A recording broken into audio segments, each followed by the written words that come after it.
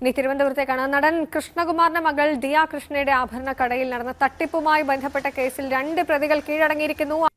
ഞാനൊരു തെറ്റ് ചെയ്തു. എന്റെ സന്തോഷത്തിന് ഇതിരിക്കട്ടെ.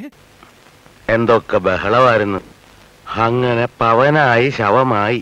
നടൻ കൃഷ്ണകുമാറും മകൾ ദിയയും ചേർന്ന് നടത്തുന്ന സ്ഥാപനത്തിലെ 3 ജീവനക്കാരികൾ അവരുടെ QR കോഡ് ഉപയോഗിച്ചുകൊണ്ട് സ്ഥാപനത്തിലേക്ക് എത്തേണ്ട പണം അവരുടെ അക്കൗണ്ടിലേക്ക് വകമാറ്റി.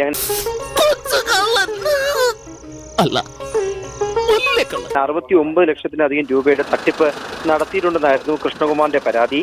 അതന്നത്തെ ചോരത്തിളപ്പിന് ഇപ്പൊ എന്ത് ചോര തണുത്തു പോയാ? ഈ ക്രൈംബ്രാഞ്ചിന് കൈമാറിയപ്പോൾ ഇന്ന് ഹാജരായിട്ടുള്ള 2 പേർ വിനീത രാധാകുമാരി എന്നിവർ ഹൈക്കോടതിയെ മുൻകൂർ ജാമ്യത്തിന് സമീപിച്ചു. പക്ഷേ ഹൈക്കോടതി മുൻകൂർ ജാമ്യം നൽകിയില്ല. ഇവരോട് ഹാജരാകാനാണ് ആവശ്യപ്പെട്ടത്.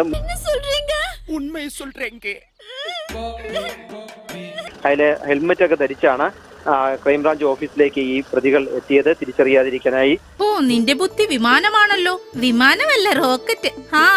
റോക്കറ്റ്. മുമ്പ് ഈ സംഭവം ഈ കേസിന്റെ വിവരങ്ങൾ പുറത്തായതിന് പിന്നാലെ ഈ കൃഷ്ണകുമാറിനെതിരെ രൂക്ഷമായ വിമർശനവുമായി ഈ പറയുന്ന അതേ പ്രതികൾ തന്നെ മാധ്യമങ്ങളെ കണ്ടിരുന്നു. അതിന് വിവിധങ്ങളായിട്ടുള്ള ആരോപണങ്ങളാണ് ദിയയ്ക്കും കൃഷ്ണകുമാറിനും ദിയയുടെ ഭർത്താവിനും ഒക്കെ എതിരെ ഈ ജീവനക്കാരികൾ ഉന്നയിച്ചത്. നിങ്ങൾ മല പോലെ വന്നത് എലി പോലെ പോയെന്ന് പറഞ്ഞു കേട്ടിട്ടല്ലേ ഉള്ളൂ, കണ്ടിട്ടില്ലല്ലോ. ഇപ്പോൾ പിന്നീടാണ് വിശദമായ അന്വേഷണത്തിലാണ് ഈ സാമ്പത്തിക തട്ടിപ്പ് പുറത്തുവരികയും കൃഷ്ണകുമാറിന്റെ പരാതിയിലാണ് കാതലായി ഉള്ളതെന്നും തട്ടിക്കൊണ്ടുപോയി എന്ന് പറയുന്ന ആരോപണം CCTV ദൃശ്യങ്ങൾ പരിശോധിച്ചപ്പോൾ നിലനിൽക്കുന്നതല്ല എന്നും കണ്ടെത്തുകയുണ്ടായി. ഗ്രഹണം ബാധിച്ചാലും അതിനൊരു സമയമുണ്ട്. സൂര്യൻ ആ കറുത്ത മറവിട്ട് പുറത്തു വരും. അതുപോലെ തന്നെയാണ് സത്യവും.